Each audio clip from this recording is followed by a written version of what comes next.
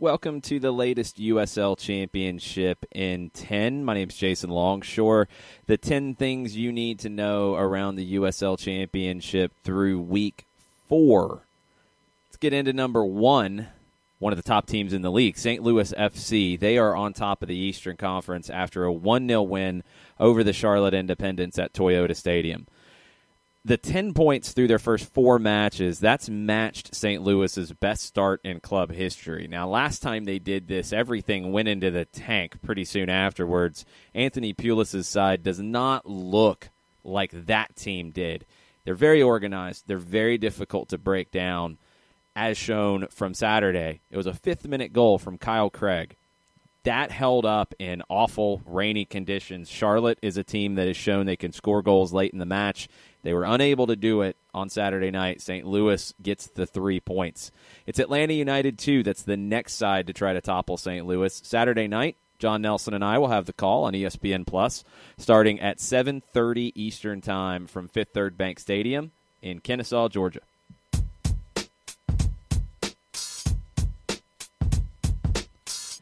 Number 2 on the list, Tulsa Roughnecks. They moved to the top of the Western Conference with a 2-1 win at home versus Rio Grande Valley.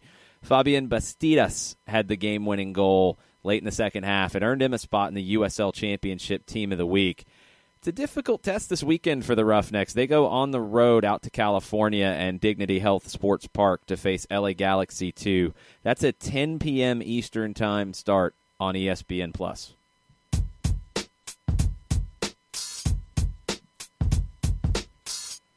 New Mexico United is our number 3 team on the list. They're on Tulsa's heels. They had a big 2-1 win Friday night in Tacoma against the Defiants. Second minute, Tacoma took the lead. Azrael Gonzalez with a goal for the Defiants. New Mexico was able to equalize before halftime. Ryan Williams scored in the 37th minute, and it was a Santi Moar pass to Kevon Frater that ended up being the match winner in the 77th minute. New Mexico is unbeaten still at 2-0-3. They're back in action on the road Saturday night at HEB Park against Rio Grande Valley. New Mexico United still remains my USL Championship After Dark selection. I love watching this team. Moar is one of my favorite players in the league. It's a very fun team to watch. I think we're getting to see that they've got a little bit of grit to them. That's something that takes some time to develop if you're a new squad. New Mexico's got it already.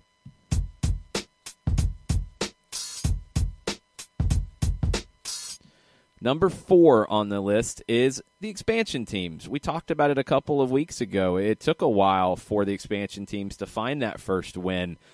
It was a big week for the new kids on the block. Birmingham wins their first match in league history, 3-2 at Louisville City, the defending champs, on Sunday morning. That was a game. That storm that went through St. Louis in the afternoon on Saturday ended up in Kentucky and Ohio and affected games. It affected the game I was at in MLS with Atlanta United and Columbus. It forced Louisville City to push the game back until Sunday morning. Birmingham took advantage with a 3-2 win. Austin Bold, they won their first match at home, the home opener, 1-0 over nearby rival San Antonio FC. El Paso Locomotive, they won their first match, 2-0 at home to Orange County. That was their home opener as well, 5,803 fans on hand for it. Loudoun United didn't get a win, but they got another point, and this was a big one. It was a scoreless draw at Eastern Conference contenders Tampa Bay Rowdies.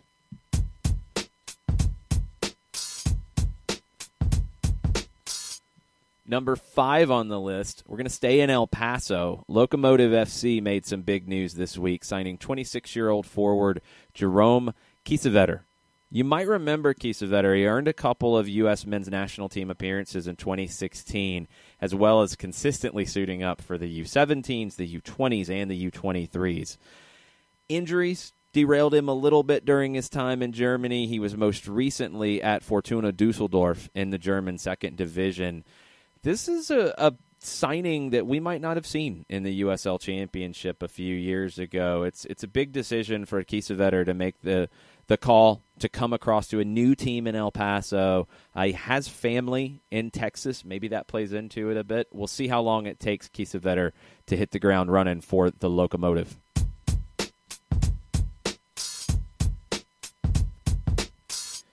Had a couple of big comebacks this week, and number 6 is from Cary, North Carolina. Tommy McCabe scored deep in stoppage time on a full volley with his left foot from the top of the 18 to earn a 1-1 draw for North Carolina FC against their rivals Charleston Battery.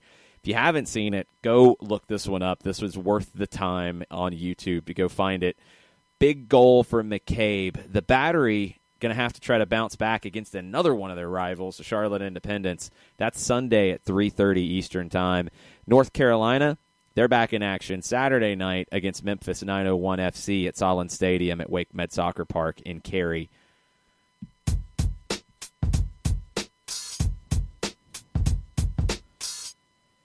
Even more drama in Nevada this time. OKC Energy posted one of the most impressive comebacks in the USL Championship this season. 2 goals in stoppage time helped them earn a point in Reno. They were trailing 3-0 in the 72nd minute. OKC pulled one back through Alexi Bossetti. In stoppage time, 92nd minute, Christian Asil cut the lead to 1. And in the 94th minute of a scheduled 3 minutes of stoppage time, went a few seconds over, Omar Gordon's goal leveled the scoreline. You could see the heartbreak on the Reno 1868 players. You could see the elation on the OKC Energy players. It's a point earned for OKC and one of the more dramatic matches in the USL Championship in 2019.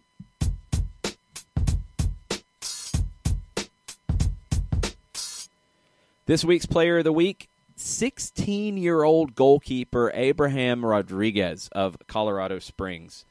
He made 11 saves. Yes, 11 saves in their 2-2 draw against Phoenix on the road. Yeah, by the way, this was Rodriguez's professional debut as well. You have to expect that Abraham Rodriguez will be in the lineup for the Switchbacks again this week. They're on the road heading to California to face Orange County SC. 10 p.m. Eastern Time, Saturday night.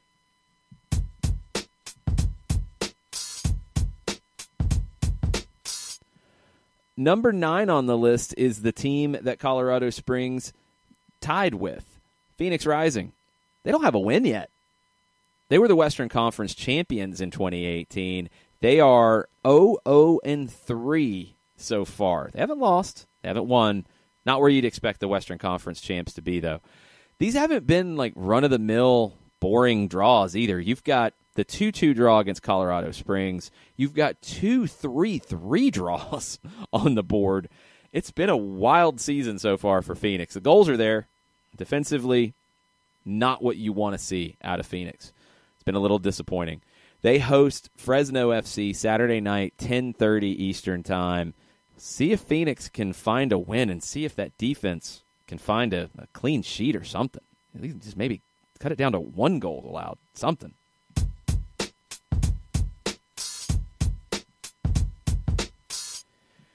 Number 10 is the other team that was in the championship match last season, Louisville City. They won it. They're back-to-back defending champs. They've conceded 8 goals this season in their first 4 matches. They lost to Birmingham over the weekend, which was a surprise.